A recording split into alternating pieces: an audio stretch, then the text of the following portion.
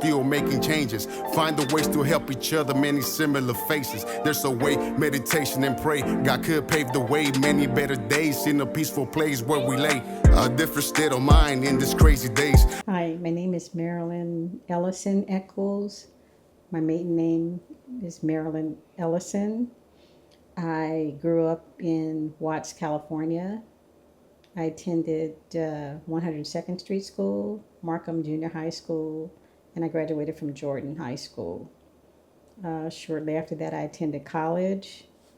I didn't complete my degree there, but however, I started working, and I was with my high school sweetheart. So we had a daughter. We were briefly married, and that relationship wasn't a good relationship for me. We were too young. I wasn't happy. I was brought up with my grandmother, my mom, my dad was around. I was brought up with the village, so it was so many people in my family, so many people around me. If one didn't get you, the other one would. If you couldn't, the neighbors, and back in those days, if your parents didn't see you, if the neighbor did, you were gonna get in trouble from the neighbor and the parent and your parents and anybody else around you. So I stayed active. I played in the band. I was, uh, really I kind of sort of popular in school, but yet shy. I once you get accustomed to a certain group of people, and you're more comfortable, you get comfortable with them, and then you're able to open up, and you let them in to a certain extent. I was raised in the church, which I couldn't wait to go to college, so I didn't have to go back to church again. But I ended up going back, but I was glad. I remember one day I was in my dorm, and because my grandmother would always tell me, either my mother or my grandmother would say, say your prayers. So one day I looked around and I'm like, there's nobody here. I don't have to say my prayers. I jumped into bed and I was like, woo. Even though I said my prayers in bed, because that was what I was taught to do, pray. But I felt free. I wanted I didn't really want to go to college to graduate. I wanted to go to college to get away from the upbringing that I had with my family, the strictness, we went to church, and my family had a convalescent home, and we had to work there. Child labor was a mother then. They had us working. Our summers were gone. I cleaned trays and set up for the breakfast, and then I would set up for lunch. So I didn't have much of unless I was in summer school. I witnessed the Watts riots. I was 11 years old during that time. We were roped into this. We could not leave the city. I remember helicopters, National Guards. Whatever we had to eat was whatever we had to eat, which my grandmother was really good with that, because we had worked at a store. Well, it was a market on the corner that my family was partially they had ownership in part of that particular market. So we always had food. I never went to bed hungry, and I didn't even know I lived in the ghetto. Okay, tell you the truth, I thought I was balling, you know. So until I found out otherwise. And so I met my oldest daughter's father. Her name is Janae. She was she also had the same village that I had growing up, and she was very popular, real outgoing, and but something, I don't know what happened. I think that because we lived in a house, and you have friends that live in other situations that they've never lived in a house, and they would say bad things about me and make me feel like, made her feel some type of way about me, but in actuality it was them feeling some type of way about her. And how dare her live in a house when we have to, go from house to house and or live in the projects, which I always wanted to live in the projects. Don't ask me why, but I did. I thought they had so much fun, and they had the playground, and we didn't have a playground, and it was really, really interesting. My dad, he was in the service, and my understanding was he did get to see me when I was until I was 6 months old. He he was a very did they my mother's people didn't really want, they didn't care for him. He wasn't the pick for my mom. And he was everything that they wanted him to do. He did the opposite. They wanted to, get their furniture and get their appliances for them, and he was a man, he wanted to do it himself. And so my dad did get into some, well, it wasn't trouble. I've never publicly spoke about this, but I will today. I don't remember the actual event, but it was around. It was on no, Halloween, and my mom was taking me and my brother to go to his job to show him how we looked in our Halloween costumes. And so there was a man, and my mother, not really well. They came to the same parking space at the same time.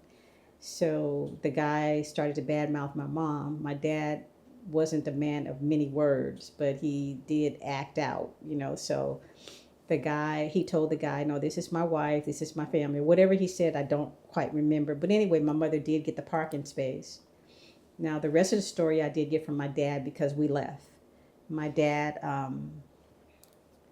the guy came back to the store, and he was armed with the gun. The guy that was working with my father told him that, hey, this guy is coming in the store. He has a firearm, and of course, where they worked, they had firearms too where he worked. So the guy told he told the guy to get the firearm, give it, however they exchanged it, but he got it. And the guy pulled a gun on him, and my father shot him. And my father said that he didn't kill him, but because of whatever the street code is, I don't know. At that time, he said that he couldn't allow him to live because he would come after his family. So he did kill him, and my father spent 6 years in prison for manslaughter because a guy was armed. And after that, there was no way that my parents would ever get back together. My mother's family wasn't going to have that. They didn't even like him anyway. So after he did that, that was just awful. He wasn't. How did that affect you? Well, I didn't know about it because I was too little. Okay. But when my father told me, as I heard bits and pieces of it. Even his grandmother would show me, his grandmother, my grandmother, his mom, would show me clippings of when it happened. It was in the newspaper. Okay. But I still didn't quite comprehend what happened. But when I became an adult, because I moved to Texas, and I lived there for 2.5 years, and we sat down and he talked to me about it. So, I mean, I was okay. When I found out that he was in prison, and now I'm about 10, okay, or something like that. And I'm saying, well, hey, how come you didn't let me know that my dad was in prison? I at least wanted to go see him, or I wanted to go write him or something. I was more pissed off about not having contact with him, but I'm sure that was his choice too. He did not want his kids to see him, behind bars or in the kind of situation. I think that bothered me because I would have written. I would like to write him. I would have liked to have visited him. I would have liked to have we never got a phone call or anything. 6 years, no, nothing. It was just like he was off the face of the earth. That kind of like, well, nobody said he was on vacation. You know how they'll tell kids he's on vacation. Nobody said a word. Yeah. So I think it's very important for parents to be completely honest with kids, because Absolutely. that way they could go ahead and make the decision whether they want to. Because most of the time, like you said, you grow up and you're just like, why they robbed me from that? yeah, that's the way I felt. Like we could have had, he could have, I could have told him what was going on in my life, and me being in was I in the band? Well, things that I did in school, just my life, even though his parents were a big part of my life. We would go, I think we stayed there every other weekend or something like that. They didn't live far from my mom, my, excuse me, and my grandmother, and all the uncles and everybody else that was around. Um, After, let me see, I'm trying to figure out what happened after that. Well, my dad and I were very close. I can tell you that. I was a daddy's girl, and we talked every week. I kept up with him. He was just I was an easy guy to talk to. I'm sure my mother, going through what she had to go through, raising, three kids by herself, and well, and actually not by herself. She had quite a few people, but not having that nuclear family, the mother, father, and stuff like that, which we had prior to that. And I don't know. My mother did remarry, and then she had another child.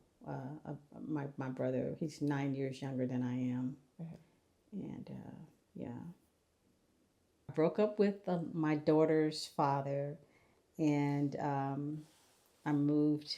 I moved to San Jose, and I started working with children. Well, actually, I'll tell you, when I started working with children was because I was, in church, and I had to be a Sunday school teacher for the little kids. Like I didn't, I just didn't know what I was doing, but I had a good rapport with them. So okay, that led to me dealing with children, or kids. These weren't at-risk kids, but maybe they were. I don't know, Yeah. because you just never know. But anyway, I moved to San Jose. I stayed there for like almost 3 years, and when I came back, I had a job there, and I transferred. I stayed in school, and I came back, and it wasn't easy for me to get up back on my feet. I think I stayed with my family for maybe 2 or 3 months, and then I was, found my own place and everything. But it wasn't easy juggling. Even though I had that village again, it just wasn't easy being a single parent, and it's not, I just rather have would have had to would have liked to have had a partner in my life at that time, but I wasn't thinking. I was on the grind. I was, trying to get my education back on track, and get a better job, and I always, kept her in good schools, and tried to keep her, um, try to do the right thing by her. But for some reason or another, and the story you'll find out later on when I start talking about my other daughter, how our relationship changed a lot. Could be that she was the only child for 14 years. Oh, okay. There's 14 years difference between them. And so now I'm with, I met another guy. We married, and we stayed together for a long time. And my daughter didn't, it's ironic because his daughter and my daughter got us together. And then when we got together, neither one of them liked it that we were together, because They said, "You're too much alike." It's like, "Ooh, this is not what we expected." What did you think you were going to go to Disney, have Disneyland, every night or whatever you thought didn't happen. So it was a lot stricter than she anticipated or expected. When my daughter was born, my daughter Alanya. She's born in 1989. I was working at a credit union in Santa Monica, St. John's Federal Credit Union.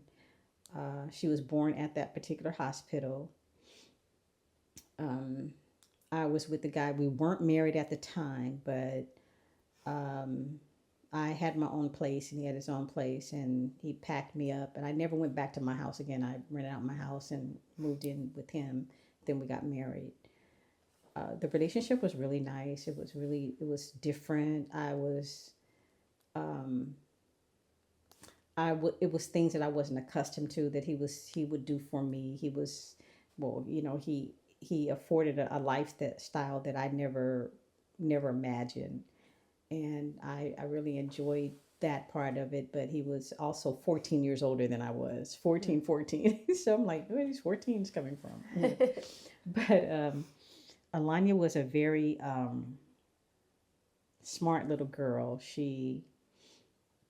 One thing that my brother, my siblings, I have two brothers and a sister. And my brother, the one under me, because I'm the oldest, he took a lot of time with her. And she was always talking about these imaginary friends and people that she was seeing around her. And I'm thinking, I'm taking her to the doctor. I don't think this is normal. Well, I took her to the doctor, and the doctor says, Mom, sometimes kids that are brilliant or bright or they think outside the box or whatever you want to call it, they do have friends, but don't worry about it. As long as she's not, doing anything else but talking to these people. And my brother would ask her, well, who is that? And I'm like, what do you mean? What are you asking her? And that's when I took her to the doctor. But I don't know if, yeah, it passed. It did pass. She was,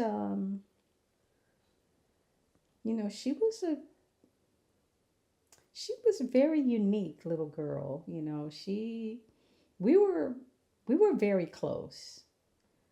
The older one, she's 14. Now she's 15 probably now. And she's like, I'm giving all my attention to this baby. And that's something that she didn't understand. And it wasn't explained to her either. The same thing happened to you. You got all my attention as well, but you don't understand that's what moms do. Well, a lot of us do. So, my daughter went to, I put her in good schools and things like that, and she graduated from. Let me go back to her high school. It started when we moved to Texas. I'll have to go back. We moved to Texas, was married, and then we moved to Texas. We stayed there for maybe 2.5 years. I didn't like Texas, so that's where the breakup came. Texas was very hard for me, even though my father's people lived there, and we lived too far from them. Texas wasn't my style, and I saw them making fun of my child because of the way she dressed, and that's when I realized she had talent of running track. She was on the track and she was running, and she was outrunning everybody, and then she was slowing down, waiting for the other people to catch up with her, the kids, and we were telling her, no, keep running. So eventually that led to her becoming the team leader, her track team leader, and breaking her own. She became a track star at her high school. And she did go to state. Well, she went to Mount Sac. She didn't go to state because she didn't qualify because of her time. But she did really well in track. She was language arts. She was really good in writing, and she loved poetry. And she was just and people don't understand people that have that kind of that gift of writing and doing different things.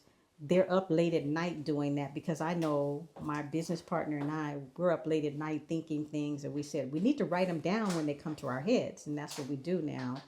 And the people that didn't understand that, which was most of the people in the family, said, well, why is she up late at night, and why is she in her car, and why is she doing this, and why is she doing that? And they didn't understand why she was doing that, because that's when she would get her ideas and her thoughts and her writing and whatever was going on in her head that she wanted to write, her poetry or whatever. She loved the beach. She went there quite a bit. My daughter Alanya Echoes was the youngest of the two. I only had two children. She was raised in Paramount, and well, yeah, she's raised in Paramount with my husband. Well, no, she wasn't raised. Well, by the time we were in Paramount, I was already divorced from her dad. Okay. Alani did graduate from Paramount High School in 2017. At Paramount High School is where she excelled in track and field. She ran the 300 meter, the 200 meter dash, the 4x4, and the 300 hurdles, which she broke her record and she broke the school record. And to this day, her trophy is still in the school Hall of Fame, so to speak. She ran with all of her heart, and we were all amazed when we would see her run, because I would ask her, what are you thinking about when you're running? She said, just to win, and I said, wow, okay. After that, she went to, she received her bachelor's degree in communications at California State, Dominguez Hills. However, she didn't want to go to college. I told her it's better for her to have the degree and not need it, and need it and not have it. So I said, in this house, you have to have your degree. So she was mad at me the whole 4 years.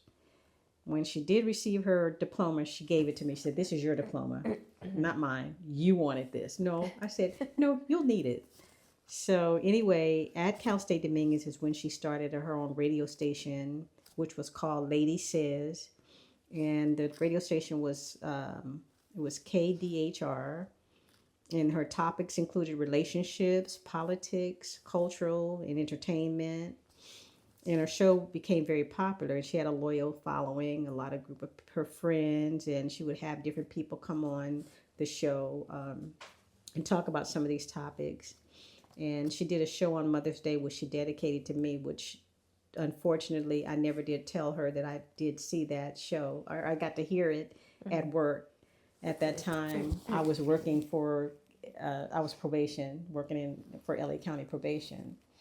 But prior to that, I want to go back to how I started with dealing with at-risk youth, if that's okay. Mm-hmm. Okay, what I wanted to do was, I became a drug and alcohol counselor, and I went to the Training Institute for Addiction Counseling to get a certification, casework certification. Unbeknownst to me, I didn't know that this would lead to, to my calling. But I did that because I saw a lot of my friends and a lot of my family members fall a prey to drugs and alcohol, and I couldn't relate to it. I couldn't understand how could a person get so strung out till their lights are off, they just lose their job, they lose their mind, lose everything. So I wanted to know about that addiction. So I learned as much as I could about it. And I ended up going to, it was Substance Abuse Foundation of Long Beach. And when I went there, I had to do internship. My intern hours were like 240. I don't remember. It might have been more. But I came there dressed like I was going to work every day, which I was, but I wasn't getting paid because it was an internship. And they ended up hiring me. And so when they saw how the kids gravitated to me, they ended up putting me over the at-risk youth program, which was called PARC, Pacific Avenue Resource Center. And during that time is when I met Ashley and Dylan. They were part of my group. They would come there. Ashley was 13 years old. I think Dylan might have been 12. And Ashley goes by Mija Brown now. Yes. Okay. Yes.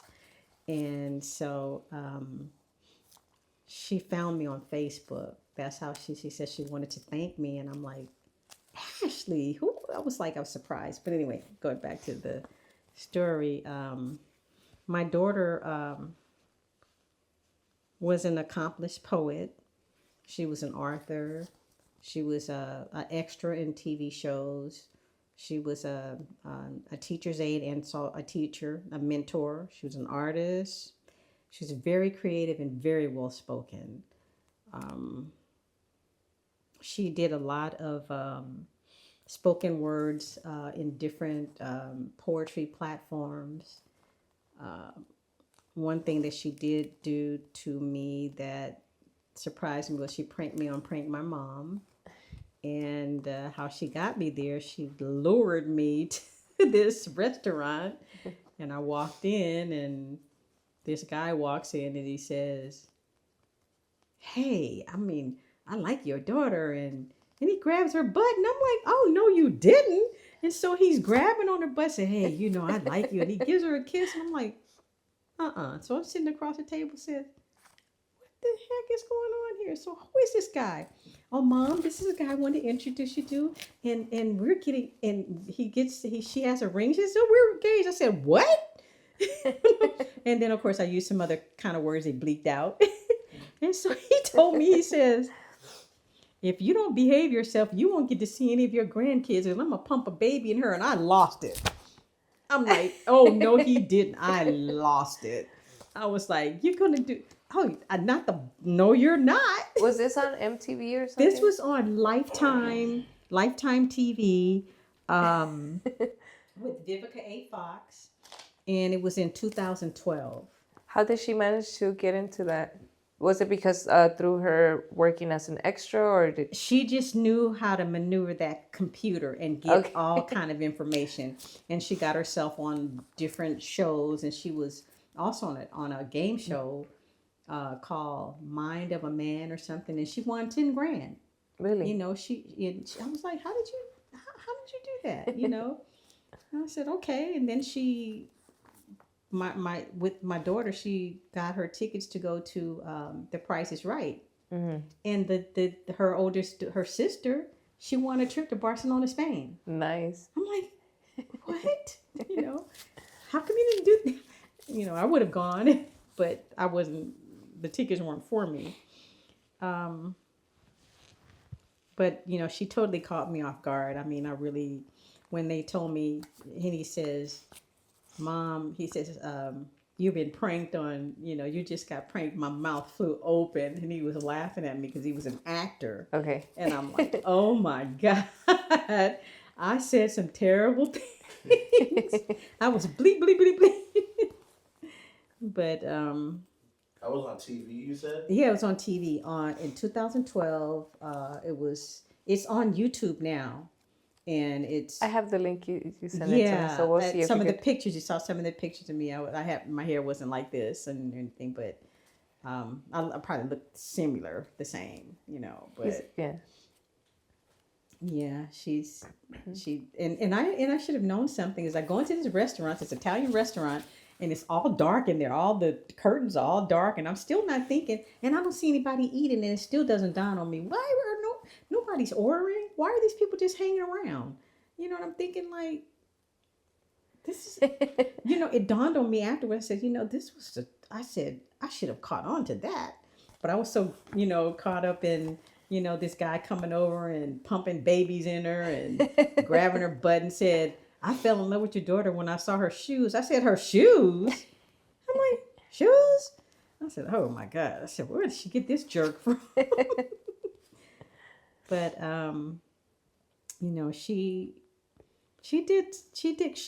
she accomplished quite a bit in her 28 years on this earth. And she did enjoy music.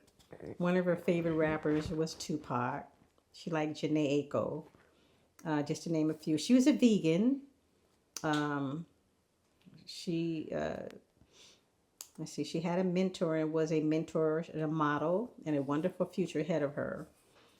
Um, and then what happened on her birthday was she didn't celebrate her birthday with me on June 11th, 2017. She was with her sister and her niece, and I found out that she went to a lot of different people, and what she was doing was telling everybody goodbye. She already planned this.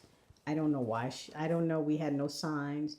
We had no inkling that she was even going to take her life. So I I knew something was off, but I didn't know what, and I couldn't put my finger on it. But you could never have told me that this girl would have took her life. Never, not her. Of all people, that just threw me for a loop. How was her personality? Was she like always happy? She was happy. She had a big contagious smile and a contagious laugh. And we were all shorty. She was taller than we were, and she looked like a nice little slim model type. And she was really an outgoing young lady. But she always also told me that when she would tell me that when she would do poetry in certain venues, that some of the older women would say things about her, not probably, how petty women can be sometimes. Not women, but people. Not going to just say women. Yeah. And they might have said something to her that hurt her feelings, because she was very sensitive too. And I would tell her, just go to a different one. Don't worry about that, or just start your own. And she tried to start her own, but I guess it was too much for her to handle. So we kind of she kind of went in another direction, and the direction that she took was to leave here.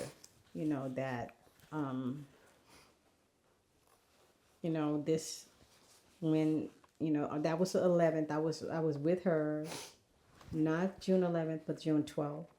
We went to Jamba Juice, and she ordered Jamba Juice, and she never drank it because it was still in my refrigerator the next day, and there were two others in there, and I'm like, what is this? What's going anyway? I always gave her money for her birthday, and she asked me, she said, "Mom, are you giving me my money for my birthday?" And I said, "Yeah." So I gave it to her, and when I found her, when I walked into the house, her purse and a notebook and her phone was in the wall, plugged in the wall, and her wallet, and the money was still in there. She had bought something, but not much. And me being connected, at this time I was connected with the LA County Probation, so the corners came really fast. When I found. You mentioned earlier that you had right before you left, you were going somewhere, and she was just sitting. My daughter was sitting on the couch, and I was going to a cousin's house to drop off a canvas that I had for her. And she said to me, she said, "I'm so tired." And I'm looking at her, and I'm seeing this glow around her, which like, she doesn't seem like she's tired to me, but the glow freaked me out. It's this light, it's just like it was a spotlight on her. Mm-hmm. And so I was walking out, and before I walked out the door, I said, "Here," and I gave her the remote. I said, "Here, why don't you listen to some music and lay down?" And she said, "Mm-hmm." She shook her head. That's the last thing that she said to me. I said, "Mm-hmm." And so I walked out, and I left, and I didn't. And then when I was with my cousin, I felt something. I told her, I said, "I have to go home. Something's wrong with Alanya. I don't know what it is, but I feel it." And I got there, and I didn't see her right away. But, when I did see her, I was running from the front to the back, to the front to the back. And I called 911, and I'm like, "Okay, look, you know where I am." And I'm like, "Tell me your address." I said, "I can't. I don't know. You know it." And I hung up. And they did come right away. And, that was one of those things. But how did your daughter take her life? She hung herself. She hung herself, and she apparently had one of those TV trays, those wooden TV trays. She must have been standing on because she was up high, and she kicked it out from under her. So, and that's what stopped me from going into the garage, because the TV tray was right there, and I'm like, why would she do this? And I'm sorry, I just didn't see her. And so I'm like, okay, so let me get out the car. And I get out the car, and I look to my right, and I'm seeing my garage has changed. She rearranged. She did some things to my garage. I don't know what. She's moving stuff around and throwing all of her stuff away. And so I I moved the tray, and then I started to drive in until I saw her, and I stopped. And I went, and I'm looking at her, and I said, this girl is dead. And I'm looking at her, and her face, she's deceased, and I know it. And so, when they came and they cut her down, and they said, I said, well, she's deceased. And they said, well, no, we have to do CPR. And I said, okay, do what you have to do. And they took her. It didn't take them long to take her. She's 28 years old. She wasn't sick. They knew that they can harvest something from her if I would have agreed to it. But she went to the coroner. She didn't go to a hospital or anything like that. So that's where One Legacy comes in to play. And I wasn't sleeping. I lost my appetite. My hair was jacked up, and I just wasn't myself. I felt like I was judged. I was being judged. I felt like there was people that used to deal with me that stopped dealing with me after that incident. Period. And to this day, I don't have any contact with them, and that's okay too, because it was your time was up in my life. If you couldn't, my people that cared for me and understood or tried to understand what was going on are still there. The ones that couldn't understand, couldn't deal with it, they're no longer in my life. I seemed to started, people would come around me, and they would be just totally upset, totally. I had nobody holding me up. I was holding everybody else up, because everybody was falling, and oh my God, how could she do this? And I'm saying, well, I mean, who's holding me up? I'm holding you up, and you're coming over here to see me, and you're falling apart. I can't. No, go home. I just didn't want to be around people, because I found myself doing that more than I was getting consoled. And then I started to isolate myself. And then after that, I couldn't stay in the house. So I went to my cousin's house for at least that rest of that week. And I would come home through the day, but I couldn't stay there at night at all. So I went to my doctor, and my doctor says, you have to go to therapy stat. And I'm saying, and I left that office. I said, I'm not going to therapy. I'm not doing that. We don't do therapy. Minorities just we don't know anything about therapy. I mean, I knew about it, but I didn't, but 2 weeks passed by, and I knew, and I even tried to go back to work after this. I had her service, I had her cremated, and I did all of that because her sister said that was closure for her. That wasn't closure. It made it worse for her, and she and I. And what she did was, when I told her that what her sister, I called her at her job, which I shouldn't have done. I called her, and then she called everybody in the whole family. People that I wasn't even dealing with was coming to my house, and I was really hot at my daughter. Yeah. Really. And her biological father came. Why is his family at my house? He has nothing to do. We don't have anything to do with each other. You're a grown girl. You're a grown woman now. What is he doing here? Why is him and his wife, what are they doing in my house? I was really hot at her. Yeah. And, I had to, I don't know, maybe that's the way people that's how some people deal with trauma or shock or grief or whatever you want to call it. I don't know. But she really pissed me off to a point where I didn't want to deal with her. And I told her, you know, she didn't even sit with us at the funeral, my daughter. She sat, you know, with my daughter's friends. I said, I don't care. You wanted the funeral, I didn't. So now I wished I hadn't, because if I would have done it my way and would have kept it the way I wanted it, it would have been very different. But anyway, going back to therapy, I did go to therapy after 2 weeks because I knew that I needed something. I needed help. I couldn't do this by myself. I wasn't, you know, I wasn't getting.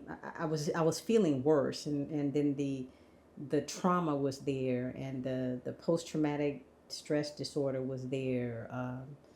You know, I think everything in my life was in question at that time. I couldn't I couldn't comprehend how she did this. Why did this happen to me? And I was taking it personal. And you know, people were really I don't know. I even went to my pastor and I talked with him, and he even suggested, he says, you know, I think, you know, yeah, I'm your pastor, but you know, therapy is not a bad thing to go to. We can only do so much here. You know, he's real, and he's, you know, tells the truth. He says, I can't do everything, you know.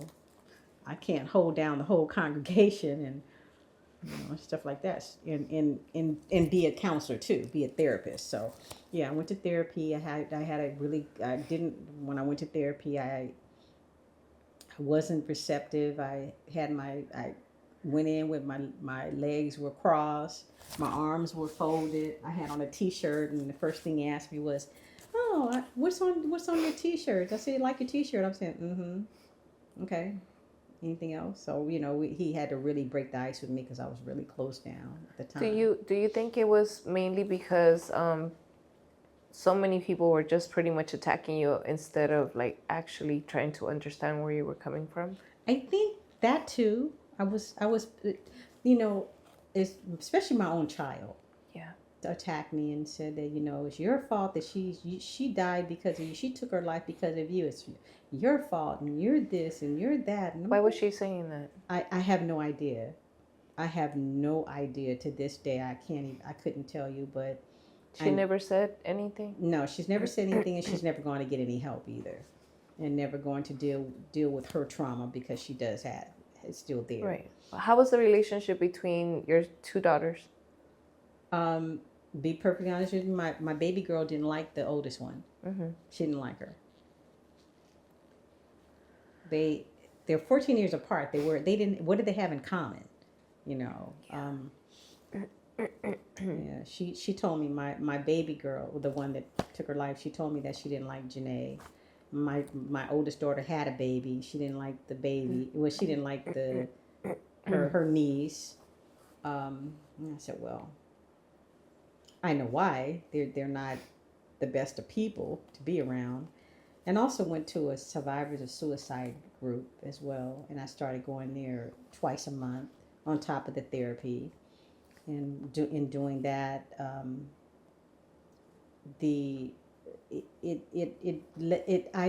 I learned that I will never find the answers. You have to be okay with not ever knowing what happened to your daughter. You'll have to be okay with not understanding the letter that she left you because it was so vague. And this lady had been doing this for over like 35 years, and she says most of the letters that people that commit suicide are very vague. They're not really, you know, I did this because of this, and this, and this. Like, you know, she told me, she says, I know I traumatized you, but go to God for your answers. I'm like, what? Yeah, you traumatized me. So, but you're telling me to go to God for it. Why did you do this? You know, that's what I want to know. Well, what was going on in your life? Was it something that we could have dealt with together, or whatever the case may be? I'll never know. You know, but you know, that's when that happened. I went all the way back into her childhood, all the way back to the day she was born, and I went through everything I could. I scraped through everything, everybody. I asked people that were her closest friends. Nobody knew nothing, or they were sworn to secrecy. But I don't. I know, to me, if my friend told me that she was contemplating suicide, well, we wouldn't be talking right now. I would have got her some help. I would have called 988 or 211. I would have had her come pick her up. You come pick her up, and I would have waited there for her. I would not have let her out of my sight.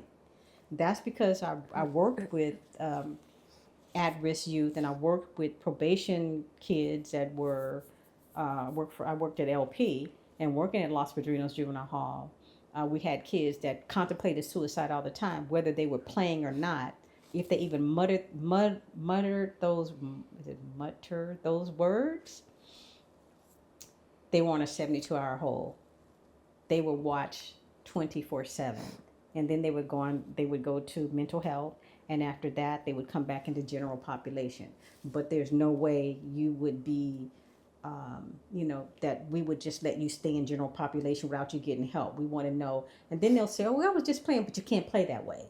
Nobody can play that way. So that's the way I would have felt, the way I felt that if her people, if anybody she was around felt that there was something wrong, why didn't they come to me?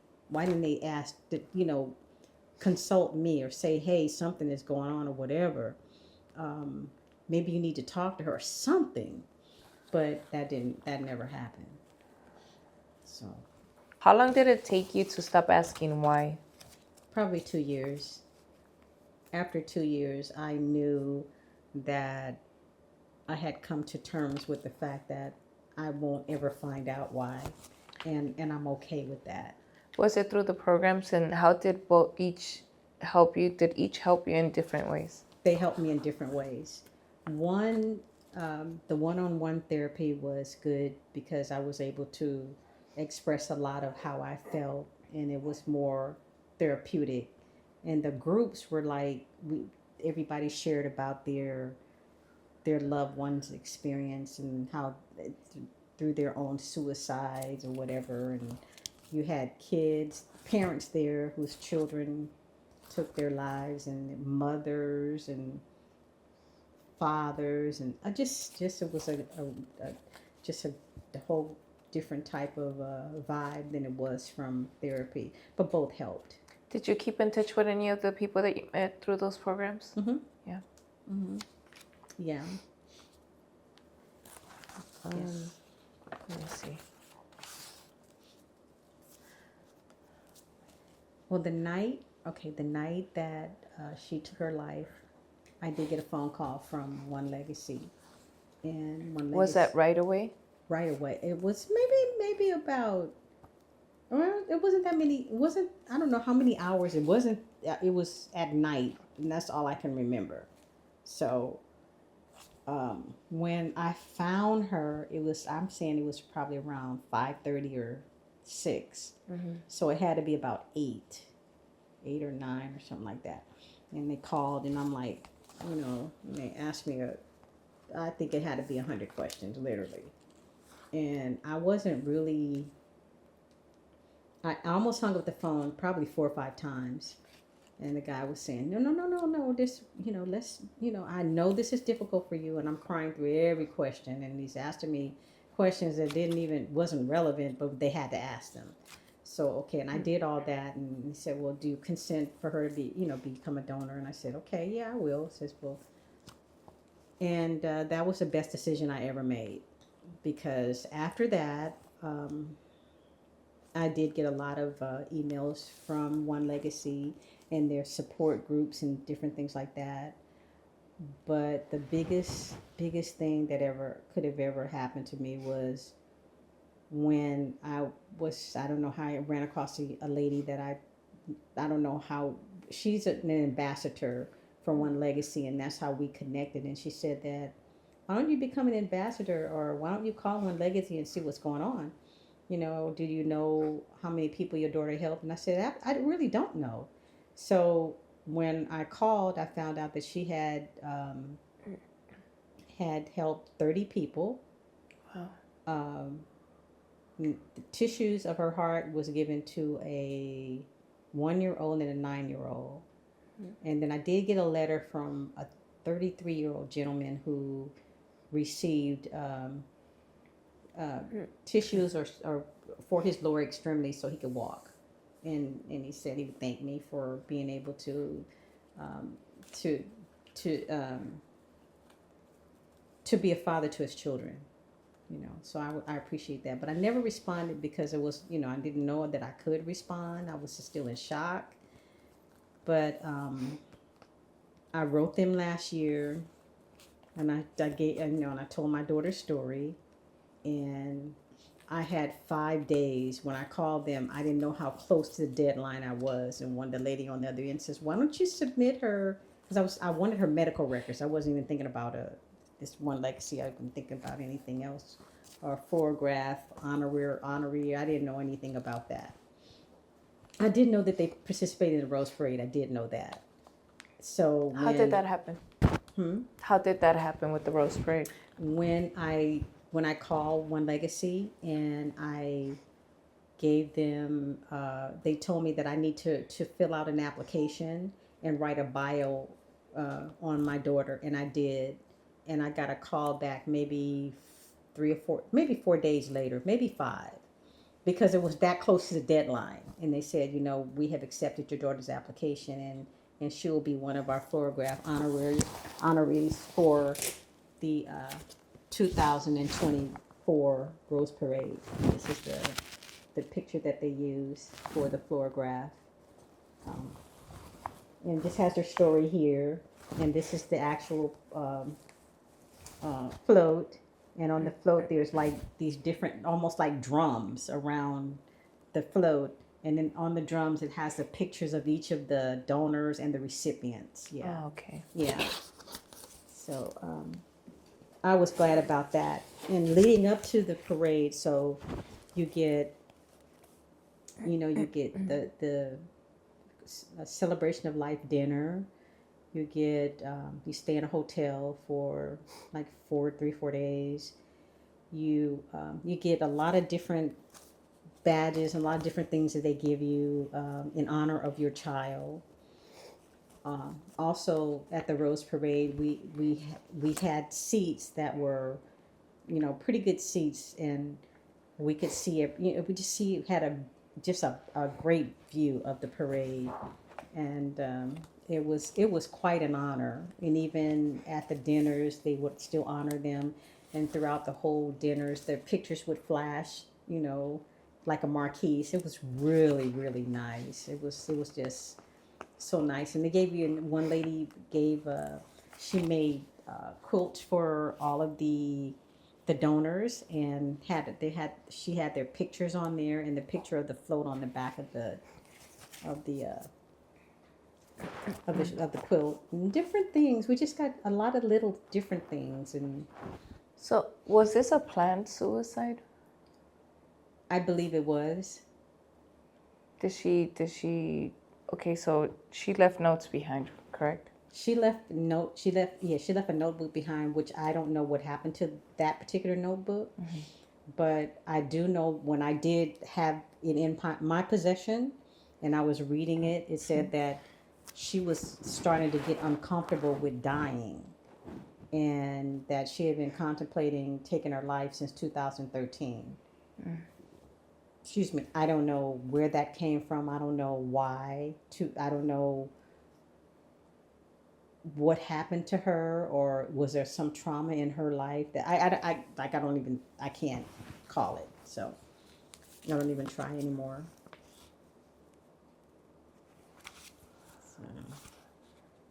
So talk to us about the nonprofit and how that started. Okay. In 2017, one of her friends approached me, one of her high school friends, and she came with me with a picture of my daughter, which I'm like surprised. So she's asking me, that there's a lady that she wanted me to talk to, and And I'm like, well, who is this person and why? What's going on? So she was just, and they had me, and then they wanted me to go to all of these different meetings, town hall meetings, so to speak. And I said, well, all I see, and I went to some of the meetings. I said, all I hear in these meetings are people that have visions, but they're not. That's all they are visions, and that's it. And nobody's doing anything. So no, I'm not. I'm done. And so we did have this with the same group that I was dealing with. And these were one girl from her high school, and one guy that she went to college with, and they interned at KJLH together. She did intern at that radio station, and then one girl that she was in the poetry community with. So we would meet, quite a bit. And we did put on that event in 2019, which was a book launching, and I had T-shirts, sold out of everything. T-shirts, well, not so much the books, but the books that I had, a lot of them I did sold out of that. All the T-shirts. We had food. We had vegan food. I'm not a vegan, but we had vegan food, and we had other foods. We had a lot of poetry in the poetry community speaking, and it was okay. It was really a good event. It turned out really well. How did you lead into starting the nonprofit? Okay. After that, we started to meet again, but eventually everybody started to go. We went our separate ways, and they wanted to name the name that they had was the Alanya Echoes Institute or Foundation or whatever. And I said, no, I'm not going to use her name. I didn't want to hear her name all the time like that. Yeah. And so when I said, Lullabies for the Soul, I said, I like that name, and I like, the title of this book. So it was her book? Her book, collaboration. It was a lot of collaboration of poetry in this book. And that's how Lullabies for the Soul came into my life. And this is the back of the book. Okay, this is the first book. And this one was also, I printed this one a little later, probably a year later. And this is called Auntie's Love. And this is a book of I guess you can say she wrote to each of her nieces and nephews a personal note on how, don't ever give up, all of that positive affirmations and things like that. So when did she write that one? This one and this one was laying.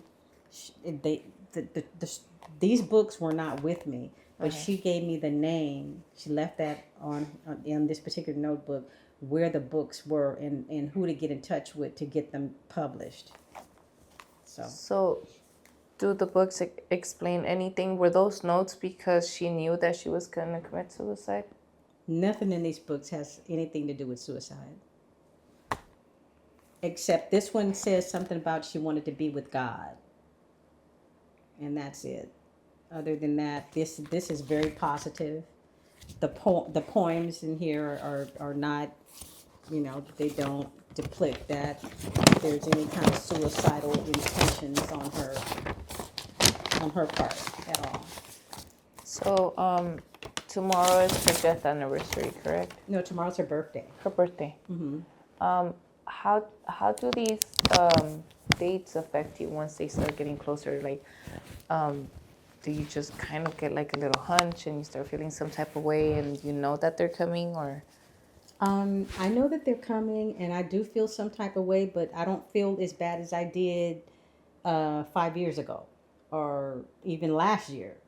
I feel like I'm making a difference. I'm picking up the ball. She dropped the mic, but it didn't hit the ground. I picked it up, and I'm going to keep the mic in my hand, and I'm going to make a difference and keep her legacy alive. So I'm not giving up, and I haven't. If I can reach one person, I've done my job.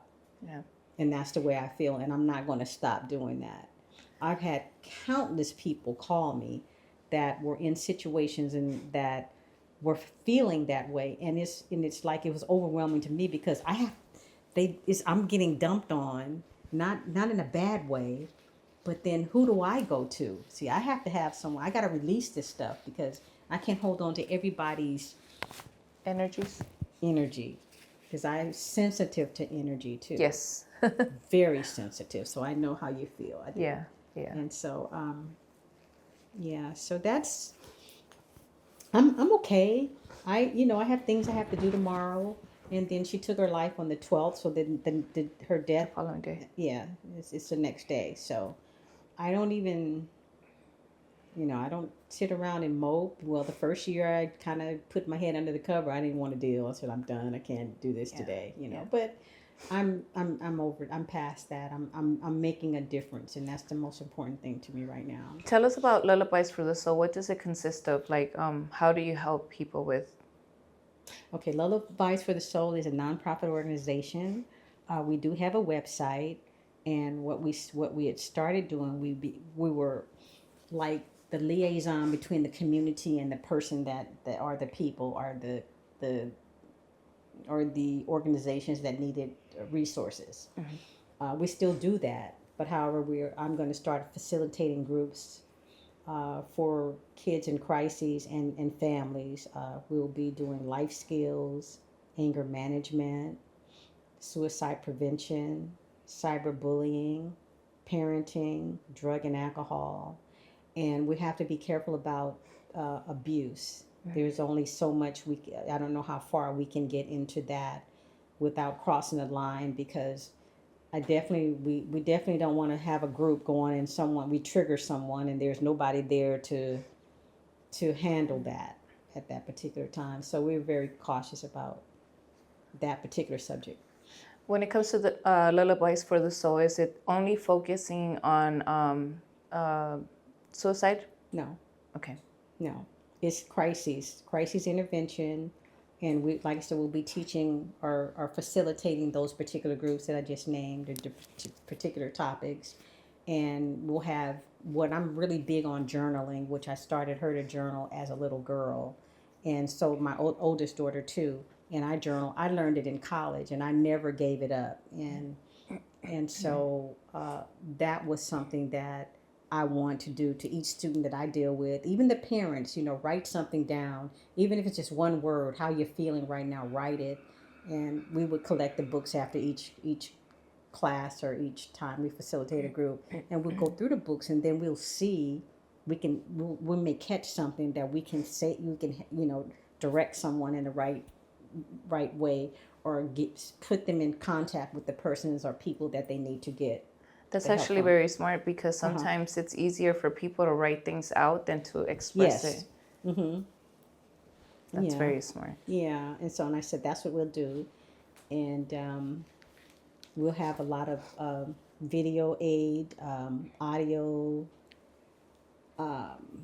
We'll have music therapy for them. Anything that we have to meet people where they are. So. If kids like rap, because look, I worked in the juvenile halls. I heard every kind of hardcore rap there was, every kind of song in the book you name. We had to separate rival gangs from each other. So it was just, I was in that environment. I knew the lingo. I knew the gang signs. So I'm not, and also the lady that works with me, the young lady, she's also from probation as well. So we know how to deal with that kind of situation. It's just that these kids were incarcerated in a sense. We'll be dealing with kids that are not incarcerated, and they may be court ordered to come, and that's what we're wanting to do, is to have them court ordered, or they're in school. And I went up to the school when I had another event. This was in 2019, and I was going up to Paramount High School speaking with students that may be volunteers or could help with my event.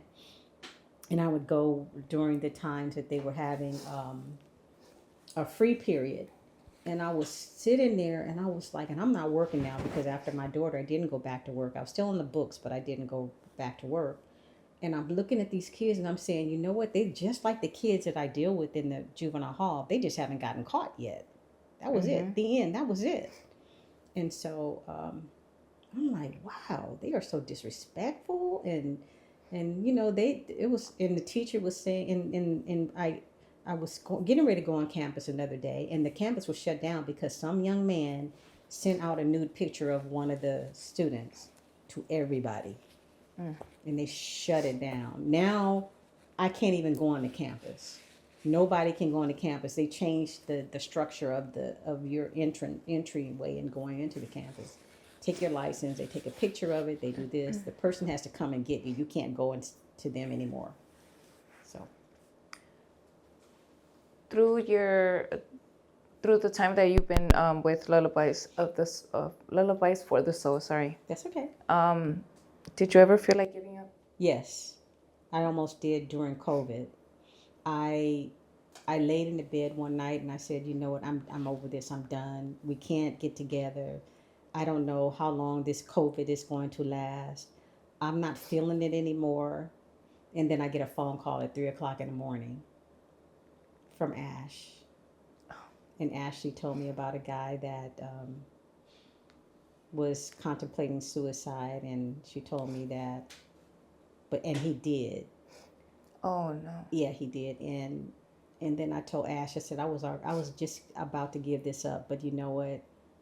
I can't. You just call me and you change my mind, and you don't even know it because I was about to give this all up.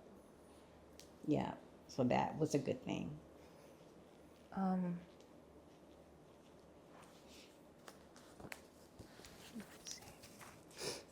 Let's see.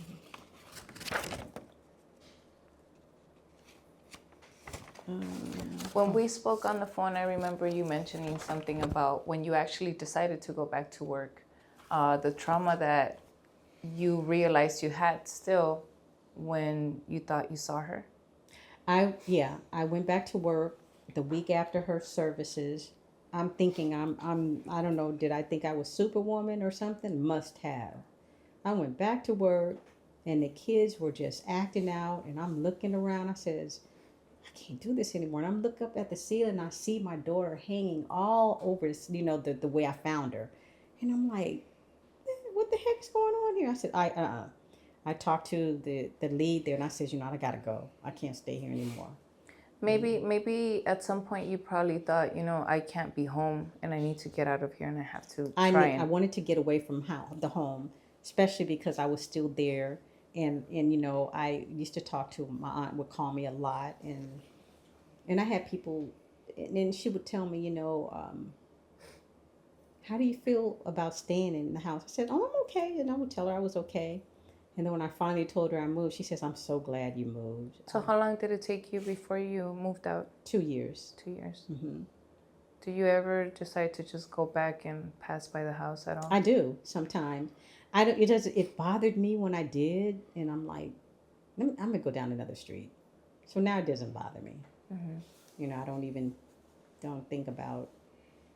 Do you feel that with everybody that you speak with, does that kind of give you some kind of it kind of heals you in a way?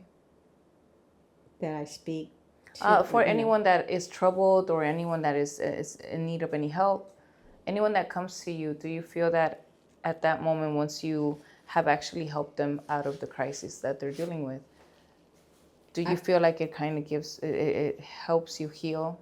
It's a healing process for me, but it's also something that I have to be careful about because I don't want to overwhelm myself with someone else's, therapists need therapists. Yeah.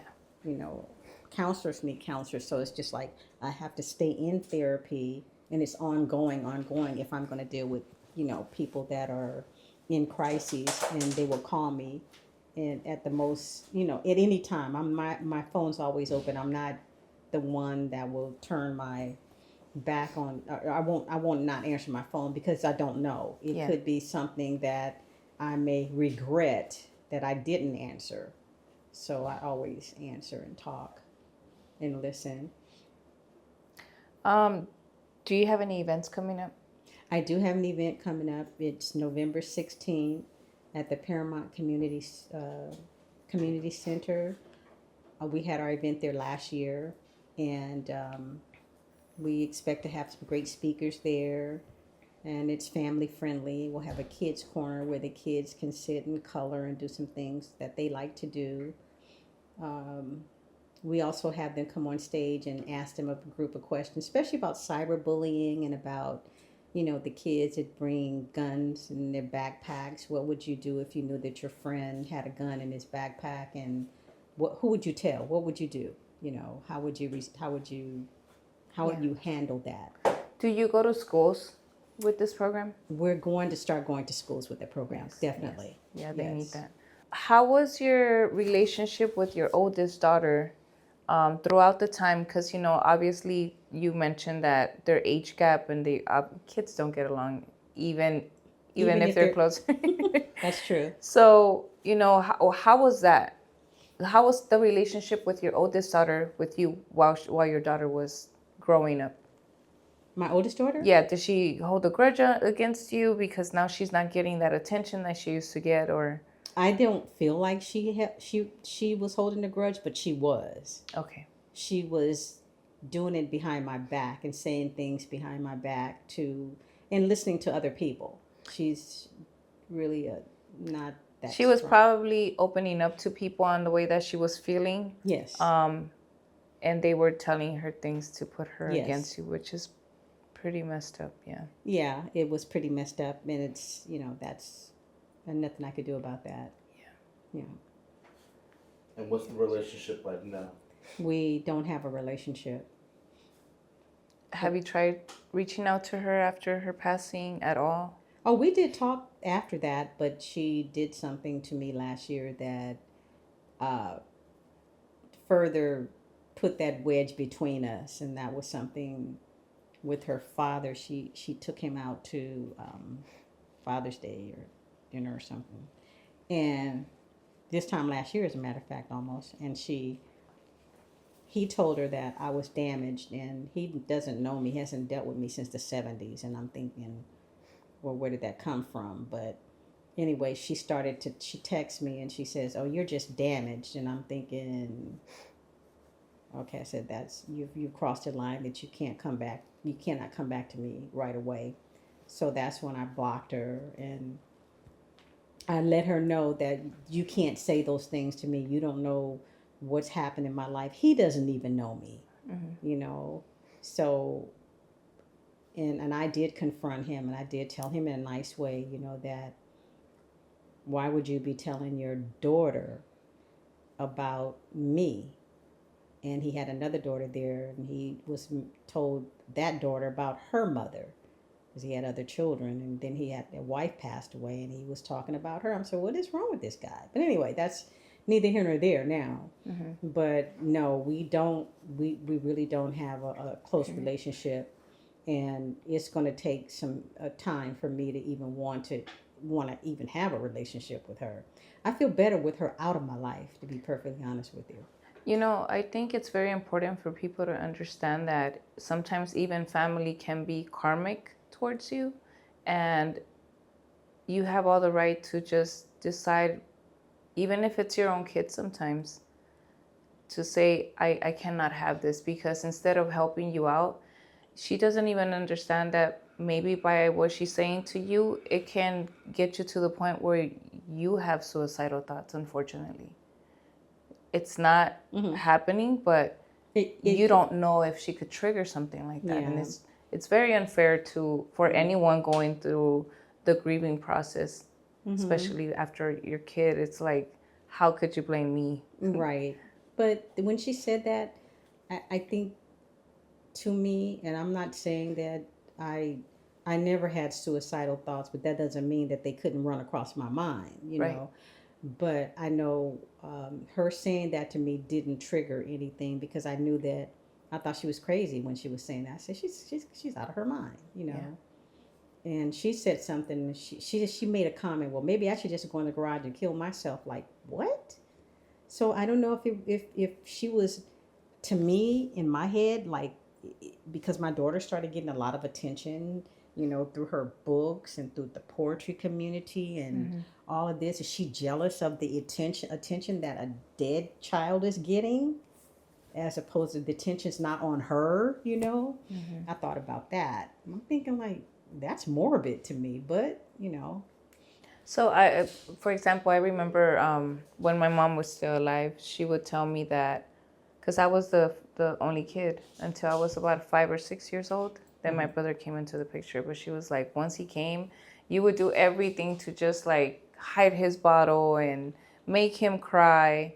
And I'm only thinking like it's probably because even though she wasn't taking the attention away from me, I wanted all her attention. Correct. I didn't want to share the attention. Correct. So it could just be something like that. But unfortunately, sometimes that what is it, that thought process as a kid, as you're developing, like you don't even understand, and you start holding a grudge and just getting more angry. I can see her holding a grudge against me.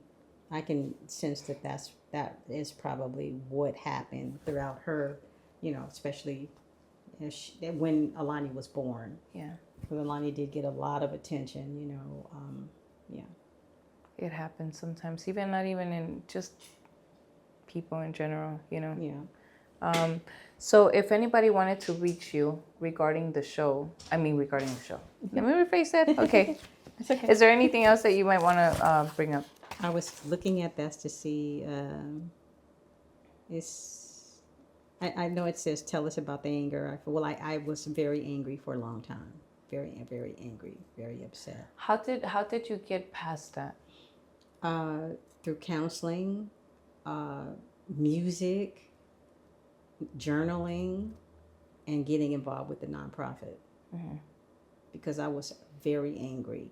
Matter of fact, before I even started the nonprofit, I would tell them, I said, I wish these people would stop looking at me on the freeway because I'm getting really pissed off because I'm going to start flipping fingers back and forth. I was just that angry. Yeah. And they would make a joke of it that, Marilyn, she has road rage. So, I'm like, yeah, I do, but it wasn't a joke. Yeah. I was serious. And then I started to calm down, after I started to get involved with I did the one event 2019. I did it by myself. Mm-hmm. I had some help, but that's when my ex coworker came to me and she said, because she helped out at that event, she says, no, I'll help you. I'm in 100% with you. We'll do this. And we've been hanging ever since. I think joining something that would help the cause will definitely help anybody.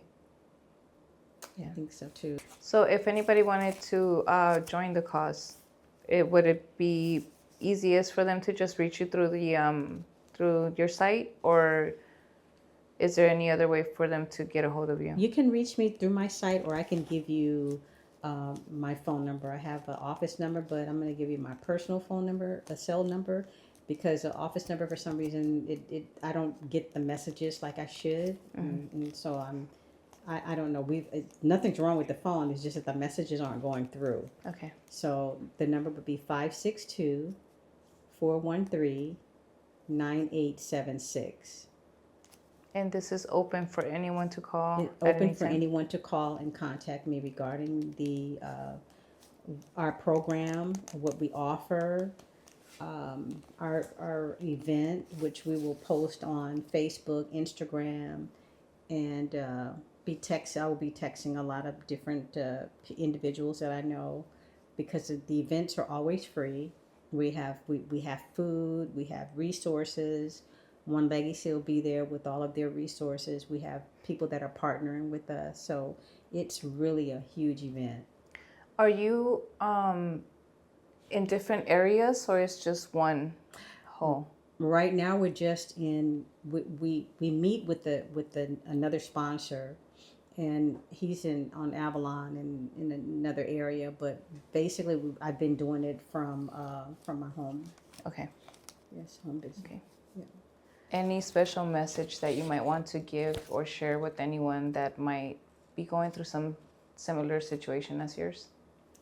If anybody's having any thoughts of suicide, or anybody that's having any type of crises in their family, or or with someone that they're close with, family, friends, or themselves, you can always call 211. That's an LA County number. Or they also have added another number for crises intervention, which is 988.